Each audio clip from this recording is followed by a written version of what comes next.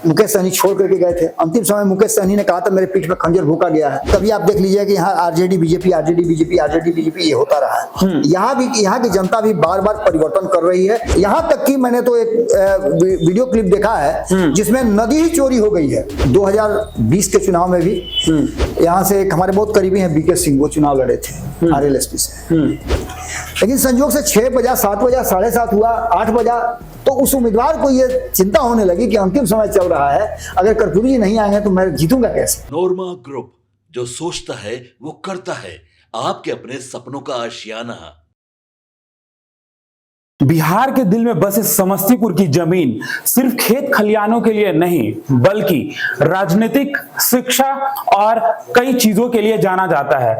समस्तीपुर वो जिला है जहां न्याय के लिए लोहा पिघलाया गया था।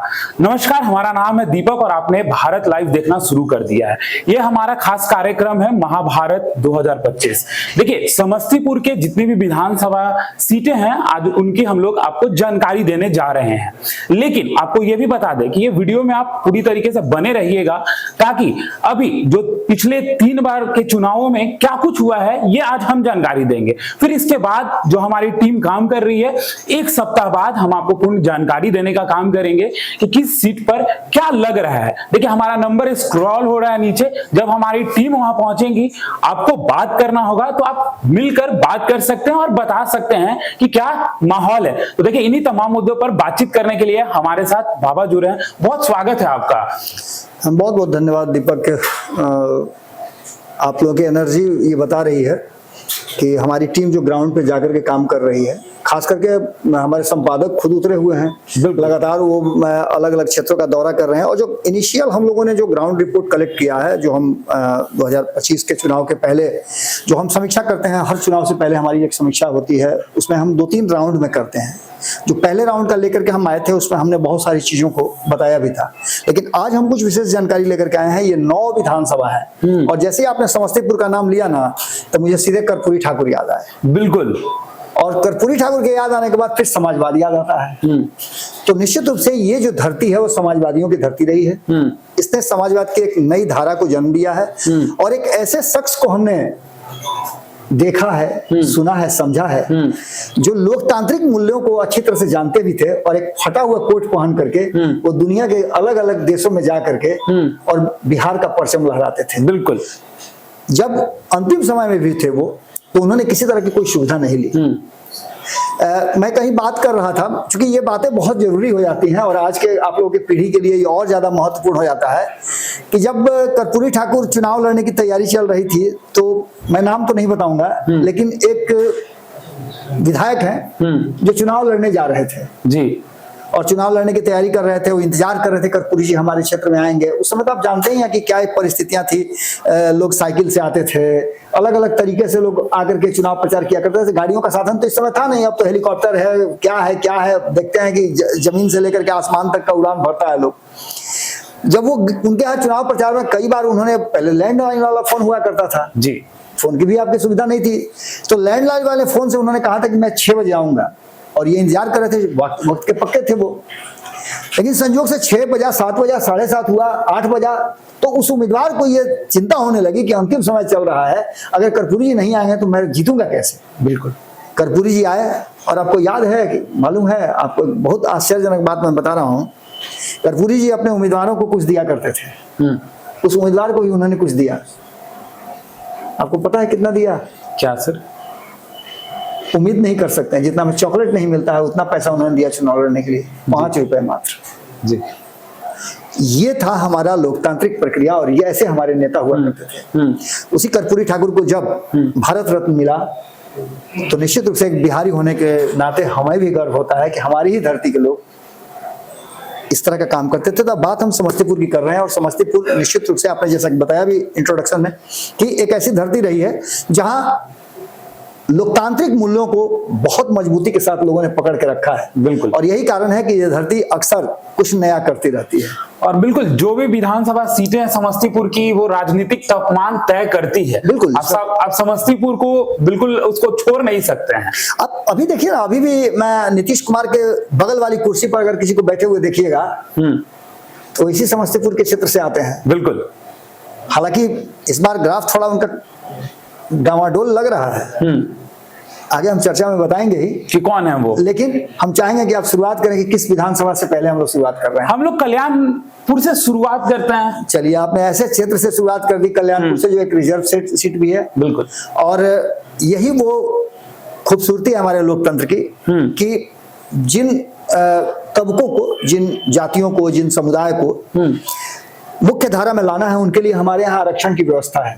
तो ये आरक्षित सीट है कल्याणपुर, और यहाँ से बिहार सरकार के वर्तमान मंत्री हैं, IPRD मिनिस्टर हैं महेश्वर हजारी, वो जीत करके आते हैं। ये पहली बार नहीं है, इससे पहले भी वो जीत करके आए हैं। और ये उनकी एक तरह से समझिए तो पारंपरिक सीट भी रही है। बिल्कुल, क्योंकि इनके पिता भी इस सीट से चुनाव लड़े हैं जी। तो कल्याणपुर का सीट जो है वो इस बार किस परिस्थिति में आता है, हालांकि अगर महेश्वर हजारी की मैं बात करूं तो जिस तरह से वो अपने क्षेत्र में रहते हैं, मेरी बात अक्सर होती रहती है, चूंकि IPRD मिनिस्टर हैं तो आप समझ ही सकते हैं, तो हम लोग से तो काम पड़ता ही पड़ता है जी। अच्छा, अक्सर उनसे मुलाकात हमारी विधानसभा के लॉबी में हो जाती है, क्योंकि आप जानते ही हैं कि मैं अक्सर विधानसभा के लॉबी में जाता हूं तो वहां कई नेताओं से मुलाकात होती है। बहुत ही सहृदय व्यक्ति हैं और लोगों के बीच में उनका एक अपना इमेज है, एक छवि है, उसको उन्होंने बरकरार रखा है। और इस बार कल्याणपुर में ऐसा नहीं है कि अगर बहुत भूकंप भी आएगा ना तो बैलेंस, उनका मकान जो है पूरी तरह से भूकंप विरोधी बना हुआ है, यानी कि कल्याणपुर का मकान जो बनाए हैं वो भूकंप विरोधी है। बाकी आप लोग ग्राउंड में जाइएगा तो आप लोग देख करके बताइएगा ही। लेकिन वर्तमान स्थिति है कि यहाँ पर CPI जो है,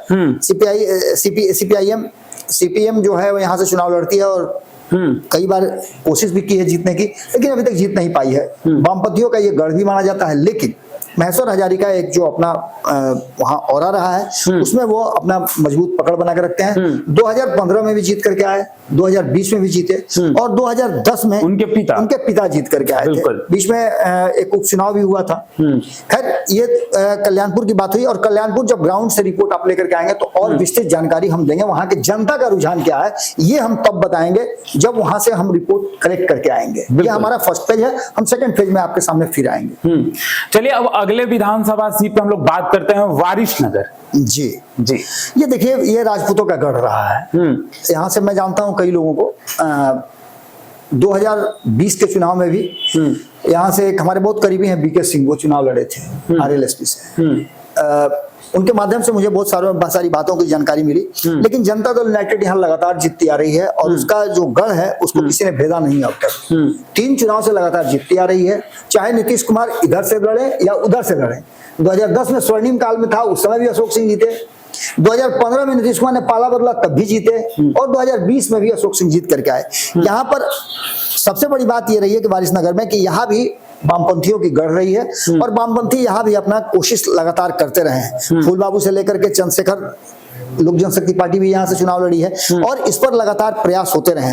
हालांकि जो हम बता रहे थे कल्याणपुर की, तो वहां से भी लोक जनशक्ति पार्टी और प्रिंस राज जीतने की कोशिश करते रहे। वो भी चुनाव लड़े थे 2015 में। बिल्कुल, परिस्थितियां जबकि अलग थी, नीतीश कुमार दूसरे खेमे में थे। तो ये सभी परिस्थितियां इस बात की तरफ इशारा कर रही है कि कहीं ना कहीं जो स्थिति है वो वारिसनगर में भी लेवल में है। अब देखना ये होगा कि अशोक सिंह अपनी इस बार बचा पाते हैं, तिकड़ी तो उनकी हो गई है।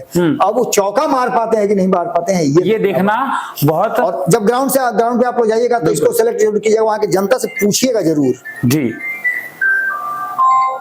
सर, अब अगले विधानसभा सीट का हम लोग बातचीत करते हैं। बिल्कुल, 2 का हम लोगों ने डिस्कशन किया, बताया लोगों को कि क्या कुछ लग रहा है। अब आते हैं सर हम लोग उजियारपुर पे आते हैं। ठीक है, उजियारपुर की अगर बात करें तो ये भी सीट आपको पता है कि राष्ट्रीय जनता दल के कब्जे में है। और आलोक मेहता, चूंकि आपको लौकुश समीकरण में अगर देखिएगा तो जो वर्तमान परिस्थिति बनी है, जिसकी चर्चा हमने कल आपके साथ किया भी था, बिल्कुल किया कि कुशवाहा समाज पर विशेष फोकस है राजद का, और ये फोकस बरकरार रहा है। उसके पीछे कारण आलोक मेहता का सबसे बड़ा रहा है। आलोक मेहता इस बार भी मजबूत है, कहीं कोई दिक्कत नहीं है। मंत्री भी रहे हैं, जब सरकार में आए हैं, जब सत्ता पर आए हैं, तब उनको मंत्री बनाया गया। और उनका नंबर जो है तेजस्वी के बहुत करीब है। मजबूत सिपाही आरजेडी, बिल्कुल बहुत करीब है और एक पॉलिटिकल फैमिली से भी आते हैं। तो निश्चित रूप से उजियारपुर की बात करेंगे और उजियारपुर में परिस्थितियां अभी भी इनके पक्ष में है, इसमें कोई दो राय नहीं है। सिंपल सी बात यह है कि यहाँ तभी कुछ बहुत बड़ा हो सकता है जब परिवर्तन, माने भूकंप ऐसा आ जाए ना कि कोई बचे ही नहीं। वरना इनका अभी भी वहाँ मजबूत गढ़ है। भाजपा लगातार प्रयास करती रही है, आरएलएसपी भी प्रयास की है, लेकिन कोई जीत करके यहाँ नहीं आया है। जनता दल यूनाइटेड भी प्रयास की थी, लेकिन 2010 के परिस्थिति में जब मात्र 22 सीटें आई थी, तब भी यहाँ राष्ट्रीय जनता दल ही जीत करके आई थी। ये राष्ट्रीय जनता दल का गढ़ रहा है। तो देखिए, हमने आपको बताया कि उजियारपुर में आलोक मेहता जी का अपना एक गढ़ रहा है शुरू से। चलिए अगले विधानसभा सीट पे हम लोग डिस्कस करते हैं। समस्तीपुर सर लेते हैं अब हम लोग। ये भी आरजेडी का गढ़ है। ये भी आरजेडी का गढ़ और है। मैं आपको बता दूं कि अख्तरुल इमाम शाहीन जो हैं, यहाँ जीत करके आते हैं, काफी तेज तर्रार नेता हैं। मेरी अक्सर उनसे मुलाकात होती है, तो टीका और टोपी वाले दोनों हम लोग बहुत पॉलिटिकल बात करते हैं। और शाहीन जी मेरे अच्छे मतलब शुभचिंतकों में से हैं। हालांकि मैं बहुत बड़ा क्रिटिक रहा हूं, आपको पता ही है कि मैं किसी को भी छोड़ता नहीं हूं। बिल्कुल। तो इसके बावजूद भी उनका एक्सेप्टेंस मेरे लिए बड़ा सुखदायी होता है। अक्सर राजनीतिक बातें चर्चाएं हमारी होती है। अभी अभी मैंने देखा कि जो बात किसी ने नहीं कहा, उन्होंने बड़ी बारीकी से कही, और वो बात थी तांती तत्वा समाज को आपने देखा होगा कि उनका आरक्षण छीन लिया गया है जी। ये सवाल सत्ता विपक्ष सभी ने उठाया, लेकिन इस बार मात्र 5 दिन का सत्र था, उसमें भी उन्होंने इस सवाल को खड़ा किया और कहा कि आप किसी को खाना दे करके थाली उसके हाथ से छीन लीजिए, इससे दुखद कुछ नहीं हो सकता है। इस समाज को आरक्षण मिलना चाहिए और हमारी टीम उसके साथ खड़ी है। तो आप समझ सकते हैं कि कितना अवेयर है। और लगातार जो जीतते आ रहे हैं समस्तीपुर से, देखिए आप 2010, 10, 15 और 20 सभी जगह बार जीतते आए हैं, और जीत का मार्जिन भी बहुत अच्छा रहा है। उनके दूर दूर तक कोई पहुंच नहीं पाता है। तो ये गढ़ तोड़ना एनडीए गठबंधन के लिए या फिर और किसी के लिए बड़ा मुश्किल होगा। हाँ, लेकिन एक बात जरूर हम कहेंगे कि पिछले 3 चुनाव से, यानी 15 सालों से वो लगातार जब लोगों के पसंदीदा हैं, तो हम चाहेंगे कि इंटरनली जाकर के आप लोगों से खोजिए कि आखिर क्या वो ऐसी खासियत है हर बार जीत करके आते हैं, क्या करते हैं ऐसा कि अख्तरुल इमाम शाहीन को समस्तीपुर के लोगों ने सर आंखों पे बिठा के रखा है। ये जरूर आप लोगों से पूछिए। बिल्कुल सर। अगली विधानसभा सीट मोरवा, ये भी काफी चर्चा में बना रहता है। मोरवा कि आखिर कौन है? देखिए, एनडीए और इंडिया गठबंधन, महागठबंधन आप शुरू कर लीजिए, इन दोनों गठबंधन की जब चर्चा आप कीजिएगा ना, तो ये समस्तीपुर की 9 सीटों में से 50-50 का आंकड़ा चल रहा है, थोड़ा सा 19-20 है। ये भी सीट जो मोरवा की है, ये तेजस्वी यादव के एक बहुत ही करीबी के साथ है। जैसे आप शाहीन की बात मैंने की, जैसे अन्य लोगों की, आलोक मेहता की मैं बात कर रहा हूं, वैसे ही इस पर भी जो रणविजय साहू हैं, वो बहुत करीबी हैं तेजस्वी यादव के, उनके कोर टीम का हिस्सा है। यहाँ ये भी जीत करके आते हैं। रणविजय साहू 2015 में भी जीत करके आए और 2020 में भी जीत करके आए। इनके भी जीत हार का आंकड़ा जो है वो ठीक ठाक ही है मिला जुला करके। तो यहाँ भी निश्चित रूप से एक वैश्य होकर के जीत करके आते हैं, जबकि कहा जाता है कि भाजपा वैश्यों की पार्टी है, वैश्य उधर वोट करते हैं। लेकिन उसमें से अगर रणविजय साहू जीत करके आते हैं, तो निश्चित रूप से ये भी एक विषय जरूर आप लोगों के पास होगा कि आखिर क्या है कि वैश्य समाज जो है वो कहा जाता है भाजपा का वोटर, और जीत करके आरजेडी के कैंडिडेट आते हैं। तो ये बात लोगों से जरूर पूछिएगा आप। जी बिल्कुल, निश्चित रूप से, क्योंकि हमारी टीम, मैं आपको बता दूं कि हमारी टीम जो है एक सप्ताह के दौरे पर ये 9 विधानसभाओं के लिए जा रही है। दीपक उस टीम को लीड कर रहे हैं, और दीपक आप समस्तीपुर के लोगों के साथ लगातार रहेंगे। अगर आप चाहें तो नीचे दिया हुआ है, आप देखिएगा स्क्रॉल चल रहा है, उस पर नंबर दिया हुआ है, उस नंबर पर संपर्क करके आप अपने क्षेत्र की विशेषताओं को, खामियों को, अच्छाइयों को बता सकते हैं। आपके क्षेत्र में क्या अच्छा हुआ है, क्या बुरा हुआ है, क्या 5 सालों में हुआ है, वे सारी चीजें आप बता सकते हैं। और हम जैसा है जो है, आप जानते हैं हमारी तासीर कि हम किसी भी चीज को कट पेस्ट नहीं करते हैं, हम जैसा है जो है वैसे ही दिखाते हैं। हमारे मित्र भी हैं तो उनके लिए भी वही बातें हमारी निकलती हैं जो कि हमारे दुश्मनों के लिए निकलती हैं। बिल्कुल, दुश्मन तो हमारा कोई है ही नहीं, एकदम निष्पक्षता तरीके से। सर, अभी तक हमने जो बात की थी, आपने शुरुआत में एक रखा था नीतीश कुमार के मंत्री का नाम। अब आते हैं उस विधानसभा सीट पर जिसका लोग इंतजार कर रहे हैं कि आखिर आप क्या बताएंगे सराय रंजन को लेकर।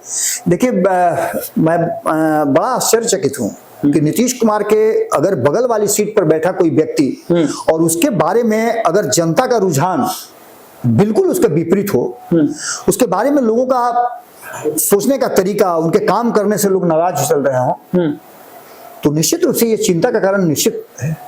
क्योंकि आप नीतीश कुमार के बगल में हैं, आप स्ट्रेटजी मेकर हैं, और वैसी स्थिति में आप 3-3 बार वहां से चुनाव जीत करके आ रहे हैं, उसके बाद भी लोगों में नाराजगी है। आप हर बार मंत्री रहे हैं, आप विधानसभा के अध्यक्ष तक रहे हैं, इतना बड़ा कुर्सी आपके पास है, इतना बड़ा पद आपके पास है, उसके बावजूद भी विजय चौधरी कहीं ना कहीं इस बार सराय रंजन में बड़ा मुश्किल में लग रहे हैं। और कारण यह है कि वहां से कई नाम सामने आ रहे हैं। पिछले बार भी चुनाव बहुत नैरो मार्जिन से वो हारे थे जी। आप जीते, माफ कीजिएगा, जीते थे। 69 आया था अरविंद साहनी को जो आरजेडी से थे, और जेडीयू से विजय चौधरी को आया था 72 के। यानी कि आप समझिए मात्र 3-3.5 हजार वोटों का अंतर था। तो ये बहुत मिनिमम मार्जिन है। और ऐसी स्थिति में नीतीश कुमार के करीब रहने वाला व्यक्ति अगर इस तरह से हाफते कांपते किसी तरह से मैंने बॉर्डर लाइन क्रॉस करे तो ऐसी स्थिति में दिक्कत होगी। और इस बार मैं वहां देख रहा हूं कई लोगों का नाम सामने आ रहा है, जिसमें कुणाल नाम का युवा है जिसका नाम बहुत तेजी से आगे आ रहा है। लगातार इनके जो कार्य हैं, यहां तक कि मैंने तो एक वीडियो क्लिप देखा है जिसमें नदी ही चोरी हो गई है। नदी ही चोरी हो। आप सराय रंजन जाइएगा तो वहां के लोगों से पूछिएगा तो लोगों का कहना यह है कि वहां से नदी ही चोरी हो जाती है। और सबसे बड़ी बात यह है कि इस बार एक ऐसा वोट बैंक है जो एनडीए गठबंधन से अभी छटकते हैं, वो है ताती तत्व वाला वोट। बिल्कुल। और ये वोट बैंक कहीं ना कहीं 158 सीटों का लिस्ट जो आप देखे होइएगा, उस 158 सीटों के लिस्ट में 5000 से लेकर के 60,000 से 80,000 तक उनका वोट है। अब इस सीट पर भी सराय रंजन में भी अच्छे खासे संख्या में लोग हैं जो हारने जीतने की क्षमता रखते हैं। तो देखना दिलचस्प होगा कि सराय रंजन में क्या कुछ निकल के सामने आता है। बिल्कुल। यहाँ एनडीए और इंडिया गठबंधन की लड़ाई नहीं है, यहाँ सीधी सीधी लड़ाई है विजय चौधरी बनाम अन्य। बिल्कुल। तो ऐसे में आप समझ सकते हैं कि जब सेनापति के राजा के बगल में सेनापति खड़ा हो तो सेनापति पर बड़ी दारोमदार होता है, और सेनापति ही मारा जाए तो फिर राजा को ही लड़ना पड़ेगा। अब देखना होगा नीतीश कुमार लड़ाई के लिए गए तो थे, अभी अस्पताल का एक मामला सामने आया था, हमारे चैनल पर चला था जी, कि वहां अस्पताल तो बन गया लेकिन वहां ना डॉक्टर है, ना व्यवस्था है, ना कुछ है। तो ऐसी स्थिति में नीतीश कुमार अभी गए थे, वहां कई योजनाओं की घोषणा भी की है, अपने छत्रप को बचाने के, अपने सेनापति को बचाने के लिए राजा मैदान में उतरे हैं। लेकिन उसके बावजूद भी क्या होता है, विजय चौधरी अपना गढ़ बचा पाते हैं कि नहीं बचा पाते हैं, ये बहुत बड़ी बात है। तो चलिए, विजय कुमार चौधरी के सामने कौन होंगे ये देखने का विषय है। अगले विधानसभा पे आते हैं, मोहिउद्दीन नगर। ये भी काफी चर्चा का विषय रहा है ये विधानसभा से, निश्चित रूप से। और अभी भी यहाँ से जो विधायक है वो बीजेपी से हैं। बिल्कुल, मैंने बताया था ना कि जो 9 विधानसभा है उसमें मिला जुला है, जिसमें आरजेडी जो है या एनडीए गठबंधन को इंडिया गठबंधन लीड कर रही है, मतलब मार्जिनल वो आगे बढ़ के चल रही है। ये स्थिति ऐसी है कि यहाँ कभी आप देख लीजिए कि यहाँ आरजेडी बीजेपी ये होता रहा है। यहाँ की जनता भी बार बार परिवर्तन कर रही है। इसका मतलब है कोई अस्थाई और मजबूत नेता नहीं मिला है जो उस क्षेत्र के लिए काम करे। पिछली बार 2015 में एजे यादव जीत करके आई थी, इस बार राजेश कुसिंग जीत करके बीजेपी से आए हैं। और ये देखना दिलचस्प होगा कि इस बार कैंडिडेट बदलता है या क्या कुछ होता है, क्योंकि कई ऐसी सीट है, मैंने पहले भी चर्चा किया है कि भारतीय जनता पार्टी अपने कई उम्मीदवारों को बदलने की तैयारी कर रही है। अब देखना होगा कि क्या कुछ निकल के सामने आता है। मोहद्दी नगर की बात अगर हम करें तो मोहद्दी नगर में कांटे की टक्कर है, और इस कांटे की टक्कर में क्या कुछ निकल के सामने आता है, ये बड़ी बात होगी जी। अब आते हैं अगले विधानसभा सीट विभूतिपुर को लेकर। हमेशा से ये कहा जाता है कि वामपंथियों का यहाँ पे एक गढ़ सा रहा है, हमेशा तैयारी करते हैं और कहीं ना कहीं एक बेहतर रिजल्ट के लिए लगे रहते हैं। तो क्या कहिएगा, क्या तैयारी लग रहा है इस बार विभूतिपुर का, जनता किसे चुनेगी? देखिए, विभूतिपुर में सीपीएम का, वहाँ आपको पता है कि जो सीटें जीत करके आई थी, 2 सीटें जीत करके आई, 2 सीटों में से एक ये भी था, विभूतिपुर भी था। सीपीएम यहाँ से जीत करके आई थी। सबसे बड़ी बात यह है कि यहाँ का जो समीकरण है वो समीकरण एनडीए गठबंधन और इंडिया गठबंधन दोनों के लिए बड़ा मुफीद है। दोनों एक दूसरे पर अपना जो है वर्चस्व बनाने की कोशिश करते हैं। और इस क्षेत्र की सबसे बड़ी खासियत यह है कि जो आपने बताया कि वामपंथियों का गढ़ है, लेकिन यहाँ पर जनता दल यूनाइटेड नीतीश कुमार जब अपने फुल पावर में रहते हैं, फुल फ्लेम में रहते हैं, जैसे 2015 की बात कर लीजिए आप, 2015 में दोनों भाई एक साथ आए थे तो यहाँ पर जदयू की जीत हुई, नीतीश लालू। लेकिन उसके पहले भी जनता दल यूनाइटेड जीत करके आई थी 2010 में भी। भाजपा और जदयू के भी जोड़ी रही, तब भी ये जीत करके आई थी। लेकिन इस बार पहली बार ऐसा हुआ है कि जेडीयू यहाँ हारी है और सीपीएम जीती है। यानी निश्चित रूप से जो 20 वाला जो समीकरण था, एक सीट जो है ये गिफ्ट में ही मिला था, क्योंकि चिराग पासवान और उपेंद्र कुशवाहा जो अलग अलग चुनाव लड़े थे उसका असर था, और ये असर कहीं ना कहीं एनडीए गठबंधन को एक सीट हरवाने का जिम्मेवार जरूर बना था, जो विभूतिपुर था। और काफी मार्जिन से जीते हैं अजय कुमार। बिल्कुल बिल्कुल। तो अगले विधानसभा का हम लोग अब जिक्र करते हैं रोसड़ा जी, ये भी एक रिजर्व सीट है। रिजर्व सीट है, इसमें विजेंद्र कुमार जीत करके आते हैं, और नागेंद्र विकल जो आईएनसी कांग्रेस के हैं वो यहाँ से चुनाव लड़े थे पिछली बार। देखिए, कांग्रेस जो पिछला 2020 का चुनाव लड़ी थी, 70 सीटें लड़ी थी, उन 70 सीटों में से बहुत सारी ऐसी सीटें थी जिसमें कहीं ना कहीं अनिच्छा के साथ कांग्रेस ने लड़ा था। अंतिम समय में वो 70 सीटें मिली थी। आपको पता होगा कि उसमें से 20-25 सीटें तो ऐसी होंगी जो मुकेश सहनी छोड़ करके गए थे। अंतिम समय मुकेश सहनी ने कहा था मेरे पीठ में खंजर भूका गया है। तो ये सभी बातें आपको समझ में आ ही गई होगी जी। यहाँ की परिस्थितियां भी, चूंकि रिजर्व सीट है और रिजर्व सीट है तो यहाँ से अशोक राम कांग्रेस के जीतते आए हैं। इसके अलावे ये सीट जो है चूंकि रिजर्व सीट है, इसमें कांग्रेस इस बार फिर से अपना दबदबा बनाएगी, और देखना होगा कि क्या करती है। इस बार एक मजबूत उम्मीदवार देने की तैयारी चल रही है, यानी रोसड़ा के लिए एक ऐसे उम्मीदवार की तलाश चल रही है जो चुनाव भी जीते और कंटिन्यू भी करे। तो अशोक राम को इस बार टिकट मिलने की संभावना कम नजर आ रही है, क्योंकि पिछली ही बार आपने देखा होगा कि उनका टिकट कट करके नागेंद्र विकल को मिला। इस बार एक अलग परिस्थिति के साथ अलग चुनाव होने जा रहा है। मैं बार बार बता रहा हूं कि ये एक परिवर्तन का चुनाव है और यहाँ किसी युवा को मौका देने की बात चल रही है। अब देखिए कि यहाँ क्या कुछ निकल करके सामने आता है। अब तक जो हमारी जानकारी है यही है। ग्राउंड जीरो पे आप लोग जब जाइएगा तो आप लोगों को पता चलेगा कि आखिरकार परिस्थितियां वहां क्या क्या है। सबसे बड़ी बात यह है कि 2-3 ऐसे खेमे हैं जो इस बार के चुनाव को ज्यादा प्रभावित करेंगे। जैसे एक, आप प्रशांत किशोर की बात कर लीजिए। प्रशांत किशोर ने भले ही अप्रैल में 11 अप्रैल को, मैं बार बार 11 अप्रैल की चर्चा इसलिए करता हूं कि वहां से उन्होंने स्विच किया है, वहां से उन्होंने बदला है अपना नजरिया, अपना काम करने का तरीका, सब कुछ उन्होंने बदला है। और वहां से उन्होंने स्विच जो किया है तो अब वो लोगों के पास परिवर्तन यात्रा बदलाव के लिए जा रहे हैं। वहां उनकी सभाओं में भीड़ जुट रही है। और दूसरा जो सबसे महत्वपूर्ण एक आप समझिएगा कि अंग जो है जो इस बार के चुनाव में प्रभावित करने वाले हैं, पता नहीं क्या फैसला करेंगे, वो अलग बात है। क्योंकि पार्टी बनाने के बाद 11 तारीख के बाद एक 13 तारीख को भी रैली हुई थी गांधी मैदान में। उस रैली को कौन भूल सकता है। उस रैली के बाद कभी ठंडा नहीं हुए। उनकी टीम को आप देखिएगा, जिस तरह से उनकी टीम काम कर रही है, वो देख करके आपको लगेगा कि प्रशांत किशोर और आईपी गुप्ता, प्रशांत किशोर के पास बहुत कुछ है, आईपी गुप्ता व्यक्ति है, उनके पास पूरा व्यवस्था है, ये भी एक व्यक्ति हैं। और दोनों को आप देखिएगा तो दोनों पैरेलल से भी ऊपर कहीं आईपी गुप्ता नजर आता है। चारों तरफ चर्चाएं तेज हो गई थी। हर गठबंधन में हर दल को अगर किसी से डर है कि ये क्या करेंगे, क्योंकि इनके वोटर जो है काफी एग्रेसिव हैं, तो ऐसी स्थिति में एक बात तो पक्का नजर आता है कि इस चुनाव में एक बड़ा परिवर्तन जो हम देख रहे हैं, वो एक बहुत महत्वपूर्ण बात मैं बता रहा हूँ आपको। मेरी आईपी गुप्ता से जब बातचीत हुई थी, मैं उनका इंटरव्यू कर रहा था, मैंने पूछा था, तो ऐसे मैं पूछते पूछते नहीं होता है कि मुंह से निकल जाना, जेपी आंदोलन बात में, तो उन्होंने मुझसे कहा था दावा ठोक करके इसी टेबल पे कि एक जेपी आंदोलन हुआ था ना, एक आईपी आंदोलन होगा। और रियलिटी आपको मैं बता दूं कि मैं क्या बताऊंगा, वो तस्वीरें हैं, वो सारी सबूत हैं जो ये बताती हैं कि पिछले 20 सालों में तो ऐसी कोई रैली नजर नहीं आई है। बिल्कुल एक जाति का इतना बड़ा रैली, अगर आप तुलना करते हैं कांग्रेस से, भाजपा से, राजद से, जो कि पूर्व कैडर वाली पार्टी है, इस पार्टियों के पास भी इतने लोग नहीं जुटते हैं जितने लोग उन्होंने गांधी मैदान में जुटाया 13 अप्रैल को। और छोटी छोटी जो उनके क्लस्टर वाइज जो उनके सभाएं होती हैं, उस सभाओं में आप जाइएगा तो किसी भी हॉल में आपको बैठने की जगह नहीं मिलेगी, खड़ा होने की जगह नहीं मिलेगी। जितने लोग अंदर रहते हैं उसके कई गुना लोग बाहर रहते हैं।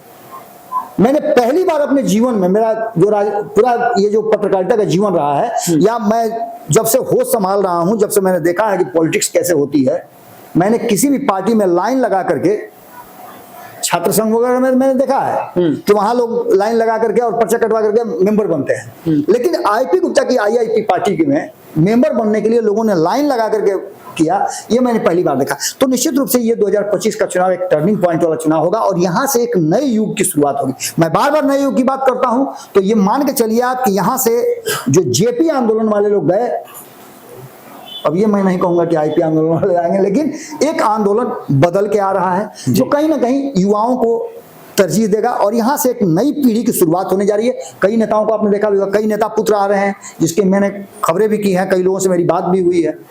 तो निश्चित रूप से ये बदलाव का है और अगली जो सीट आप पूछिएगा निश्चित रूप से कोई युवा का ही होगा। बिल्कुल। देखिए, रोसड़ा का हमने आपको जानकारी दिया, अब वो सीट का जिसका इंतजार आपको था वो अब खत्म हो चुका है।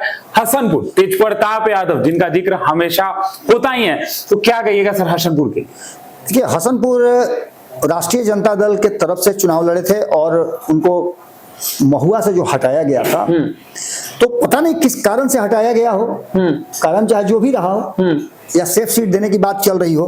हसनपुर से तेज प्रताप जीते तो जरूर, एक लंबा मार्जिन भी था बिल्कुल, लेकिन उसके बावजूद उनका मन कभी भी हसनपुर में लगा नहीं। उनका पैर भले ही हो रहा हो वहां, लेकिन उनका दिल जो है महुआ में था और उन्होंने पार्टी में रहते हुए ये बात कह दिया था कि वो अब तो नहीं जाएंगे, अब तो महुए में चुनाव लड़ेंगे। और महुआ के लिए उन्होंने स्वास्थ्य मंत्री रहते हुए काम किया है और भी बहुत सारी बातें हैं जिसको लेकर के उनका एक जो सॉफ्ट कॉर्नर है वो महुआ की तरफ है। यहाँ भी इस बार लड़ाई जो है बड़ा दिलचस्प होने वाली है हसनपुर में। हसनपुर में आपको बता दें कि जनता दल यूनाइटेड अपनी बादशाहत बरकरार रखना चाहिए, क्योंकि जनता दल यूनाइटेड का ये सीट रहा है। पिछली बार तेज प्रताप यादव के कारण जनता दल यूनाइटेड से ये सीट छीना है, लेकिन इस सीट पर भी इस बार राष्ट्रीय जनता दल कुछ अलग सोच करके एक नए समीकरण के साथ उतरेगी। तो निश्चित रूप से तेज प्रताप यादव यदि हसनपुर से नहीं लड़ते हैं, जैसा कि उन्होंने अनाउंसमेंट भी कर दिया है, वो निर्दलीय लड़ेंगे, पार्टी से लड़ेंगे, क्या करेंगे ये अलग बात है। लेकिन ग्राउंड जीरो पे आप जाइएगा तो निश्चित रूप से लोगों से पूछिएगा कि अगर वहां से तेज प्रताप नहीं लड़ते हैं, महुआ से लड़ते हैं, तो हसनपुर के लोगों को कितना फायदा और कितना घाटा होने वाला है। जी, तो ये स्थितियां हैं और इन स्थितियों में एक बात तो आप मान के चलिए कि समस्तीपुर, चूंकि मैंने पहले भी बताया कि वो समाजवादियों की एक धरती रही है, कर्पूरी ठाकुर के नाम से जानी जाती है और कर्पूरी ठाकुर का नाम ले लेते हैं तो बस वहीं से लोकतंत्र और राजनीति बस आईना दिखाने के समान है। जी, तो देखिए, महाभारत 2025 में हमने आपको आज समस्तीपुर के विधानसभा के सीटों के बारे में हमने बताने का काम किया। ये हमारा फर्स्ट राउंड था जिसमें हमने आपको बताया है, लेकिन जब हम ग्राउंड जीरो से होंगे तो उसके बाद हम आपको वो भी बताएंगे कि क्या माहौल है समस्तीपुर में। तो तमाम ऐसे ही खबरों के लिए हमारे साथ बने रहे। आप भारत लाइव देख रहे थे, बहुत धन्यवाद आपका। आपके सपनों को हमने सजाया है, ई होम्स पैनोरमा को हमने बनाया है। ई होम्स मेरा एक सपना था जिस पे मैं पिछले 4 साल से काम कर रहा था। हमने जो बनाया है वो सबने है माना। ई होम्स पैनोरमा में हो आपका भी आशियाना। और फाइनली हमने 2021 में इस प्रोजेक्ट को लॉन्च किया। बहुत लोग अप्रिशिएट कर रहे हैं कि पूर्णिया जैसे शहर में, बिहार के, एक तो बिहार की बात करें उसमें भी पूर्णिया जैसे छोटे जगह में इस तरह का लाइफस्टाइल देना, ये सुन के हम लोगों को बहुत अच्छा लगता है। ई होम्स में हमने कुछ और भी किया है, जैसे हम जिस जगह में रह रहे हैं हमारे फैमिली सिक्योर हो, उनको सिक्योरिटी का ध्यान में रखा है। आपकी सुविधा और सुरक्षा आपके लिए खास है, ये आपका विश्वास है। इसमें आर्टिफिशियल इंटेलिजेंस का 7 लेयर सिक्योरिटी का हमने इस्तेमाल किया है। लस ग्रीन कैंपस को बनाया है। यदि हमारा बाउंड्री वाल है तो वो वर्टिकल गार्डन है। ये जितनी भी फैसिलिटी होता है एक इंटरनेशनल टाउनशिप में ई होम्स है, ये हम लोग विश्वास नहीं कर पा रहे हैं। जो भी हमारे मित्र दोस्त या जो भी हमारे बाहर के बाहर आते हैं तो हम लोगों को बहुत अच्छा सुनने को मिलता है और बहुत अच्छा क्रेडिट मिल रहा है। वो सारा हमने सिर्फ एक बिल्डिंग नहीं बनाया, हमें एक बहुत अच्छा लाइफस्टाइल दिया ई होम्स में, और मेरा एक सपना था जिसको मैं आज फुलफिल होते हुए देख पा रहा हूँ। ये आपका आवास है। ई होम्स पैनोरमा में अब आपका निवास है। E homes Panorama, luxurious lifestyle redefined. Panorama group, जो सोचता है वो करता है। अगर ये वीडियो पसंद आई और वह बिहार के राजनीति और बिहारियत से सरोकार रखेनी तो सब्सक्राइब बटन दबा के चैनल के सब्सक्राइब कर ली। ओजे एगो घंटी बा, ओकरा बटन दबा देला से कुल सटीक और मारक खबर रुआ मुफ्त में मिल जाई। अगर रुआ पत्रकारिता के हमनी के नया प्रयोग में सहयोग कर चाहतानी तो ज्वाइन बटन दबा दी। पेटीएम नंबर नोट कर ली 9386816700।